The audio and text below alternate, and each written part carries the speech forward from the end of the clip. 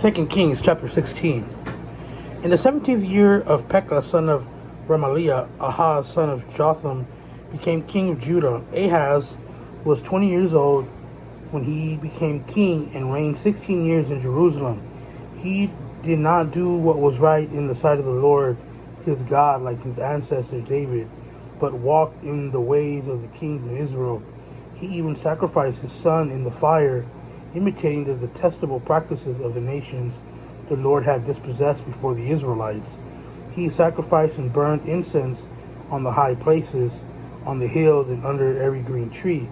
Then Aram's king Rezin and Israel's king Pekah, son of Remaliah, came to wage war against Jerusalem. They besieged Ahaz, but were not able to conquer him. At the time, Aram's king Rezin recovered Elath from Aram and expelled the Judahites from Elath. Then the Arameans came to Elath, and they still live there today. So Ahaz sent messengers to King Tiglath-Pileser of Assyria, saying, I am your servant and your son. March up and save me from the grasp of the king of Aram and of the king of Israel, who are rising up against me. Ahaz also took the silver and gold found in the Lord's temple and in the treasuries of the king's palace, and sent them to the king of Assyria as a bribe. So the king of Assyria listened to him and marched up to Damascus and captured it. He deported its people to Kir, but the Rezin to death. King Ahaz went to Damascus to meet King Tiglath-Pileser of Assyria. When he saw the altar that was in Damascus, King Ahaz sent a model of the altar and complete plans for its construction to the priest Uriah. Uriah built the altar according to all the instructions of King Ahaz sent from Damascus. Therefore, by the time King Ahaz came back from Damascus, the priest Uriah had completed it. Then the king came back from Damascus. He saw the altar. Then he approached the altar and ascended it.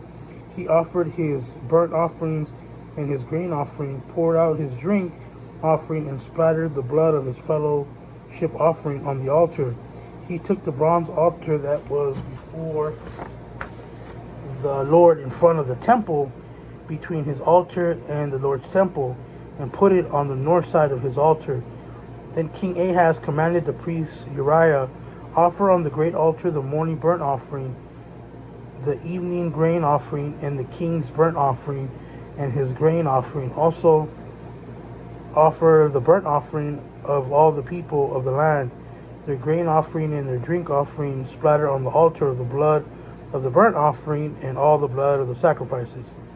The bronze altar will be for me to seek guidance. The priest Uriah did everything King Ahaz commanded. Then King Ahaz cut off the frames of the water carts and removed the bronze basin from each of them. He took the basin from the bronze oxen that were under it and put it on the stone pavement. To satisfy the king of Assyria, he removed from the Lord's temple the Sabbath canopy they had built in the palace and closed the outer entrance for the king.